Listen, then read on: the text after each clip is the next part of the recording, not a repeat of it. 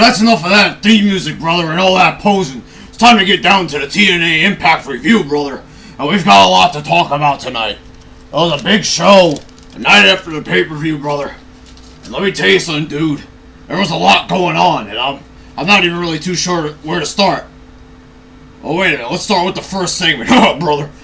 Anyway, we come out, we got Austin Aries calling out Jeff Hardy, dude. Oh, Austin Aries. I love it when he sucks my dick backstage. Last week, dude, I almost had him down his knees sucking my giant Hulkamania cock, brother. And let me tell you something, dude. It felt pretty good, brother. Well, it's kind of ironic that Austin Aries said that Jeff Hardy is a man of few words, but Austin Aries is a man of a lot of words. He might talk a lot when he's out there, brother, but let me tell you something. He's no Stone Cold Steve Austin on that mic, brother. It's fucking boring, brother. Let me tell you, dude, I don't think that Austin Aries is a great wrestler. My personal favorite in TNA. And that guy Brad who does the reviews here usually, brother, it's his favorite TNA wrestler too. But let me tell you something, brother. This guy can't cut promos for shit. Jeff Hardy don't say a fucking word. Bubba Ray Dudley comes out and he challenges Jeff Hardy. And let me tell you something. He accepts the challenge, does Jeff.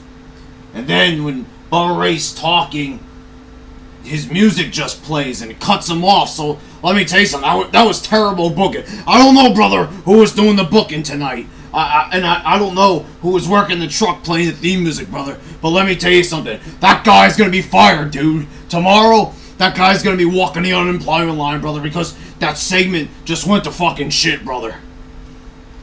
We get our first match of the night. It's Zema Ion defeating Sanjay Dutt in an X Division match. Let me tell you something, dude. I didn't even know we had the X Division anymore here in TNA. I thought that we got rid of those little fucking skinny ass punks. I thought we took them out, brother. So let me tell you something. When you got the 24-inch pythons, brother, those little skinny dudes ain't gonna cut it, brother. Let me tell you, Jack, it just ain't gonna cut it. Yappa pie. But anyway, this certainly wasn't no Yappa pie strap match, let me tell you. But it was pretty decent. It was like 3 minutes long, but Sanjay Dutt's got some incredible moves. He did this rolling move on the ring apron. He was rolling around. Let me tell you something, brother. That dude's got some major talent. He can't drop a big leg for shit, but I'll tell you, that somersault, whatever it is, that backflip stomp off the top, incredible shit. The ending was a little bit lame, but you know what? It was okay. I give it about 2 stars, brother. Nobody saw it on the pay-per-view, so I guess they figured they have a rematch. Then Bobby Roode comes out and everybody's chanting, "Go home." Little fucking boring promo from one of the most boring world champions in wrestling history, brother. James Storm comes out and they're fighting, so you know we're gonna get another match between these guys at Bound for Glory. I hate both of these dudes. I think they're very boring. They've got no charisma whatsoever, but hey, it's gonna happen. So, you know, there's nothing I can do.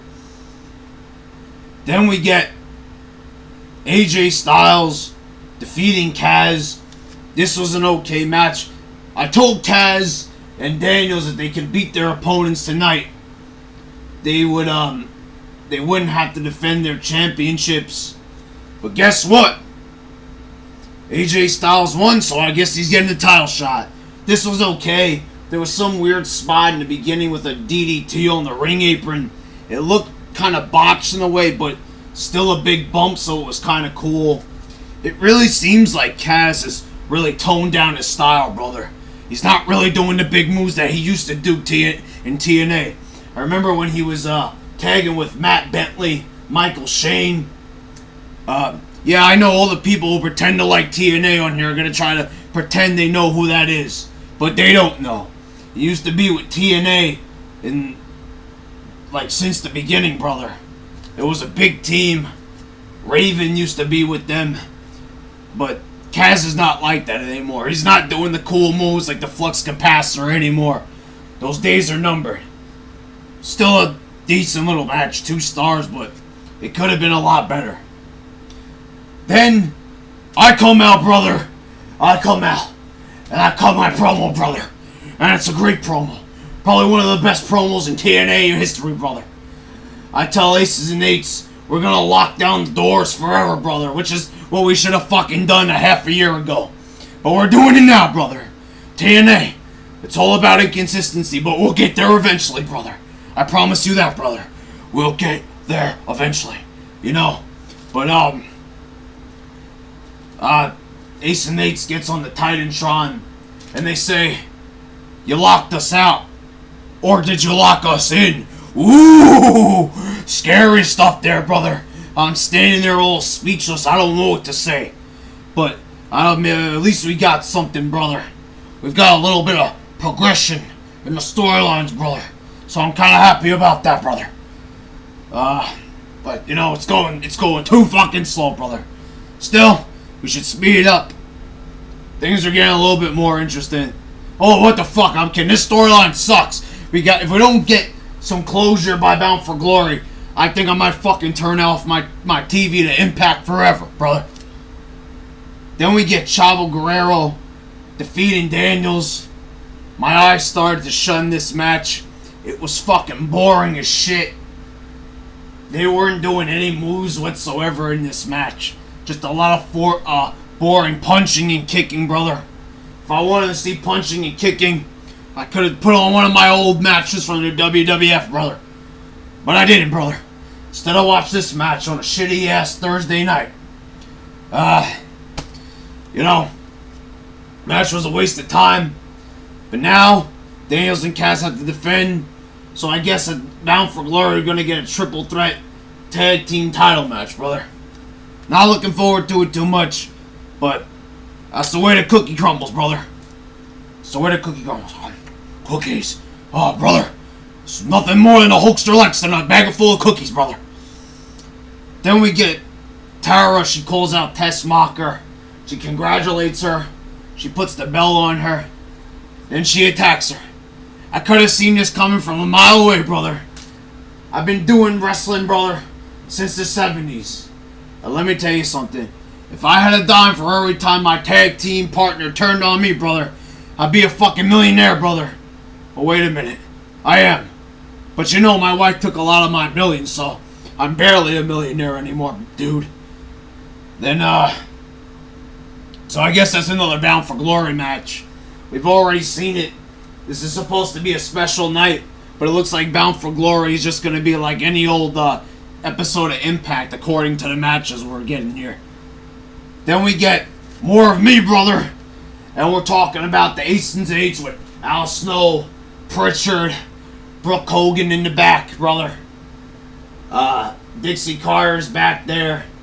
I think my daughter's back there, but I don't even remember, brother.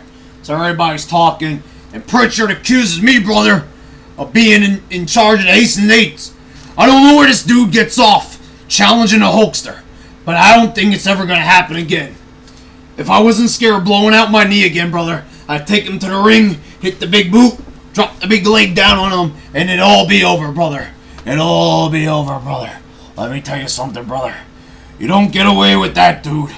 You don't get away with challenging the Hulkster like that. Anyway, pointless segment. Pretty much rehashing what we already knew. But that's the way TNA is, brother. Then we get the main events, Jeff Hardy and Bully Ray. And I like this match, brother. It was pretty good. A lot of back and forth.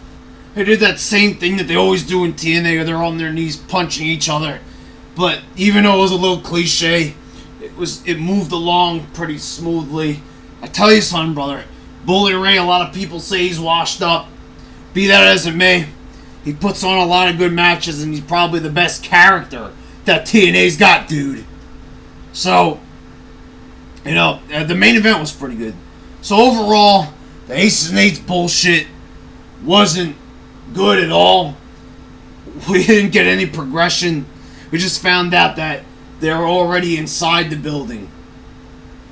How you cannot know that someone's inside the building is beyond me. But you had a couple of decent matches. pretty good main event. It was 10 times better than Raw. Fuck, it was 100 times better than Raw. Okay, it wasn't that much better because, you know, you didn't have, like, the Bret Hart promos and shit. But all the matches were way better, brother. So, you know, Impact, still not great. But I'd say it was a passable show, brother. And I really enjoyed that main event, dude. So, you know, TNA in my eyes, it still sucks. But, they've been putting on some decent shows lately. So I gotta give credit where credit's due, brother. Alright, Hulkamaniacs. Keep taking your vitamins and saying your prayers for wrestling to get better. I know that your prayers are gonna go unanswered, brother, in this PG era. And TNA, which is just a subpar company that only gets a 1.0 every single week in the ratings. But, you know, wishful thinking, I guess, brother. Alright, dude. It's the end of this review.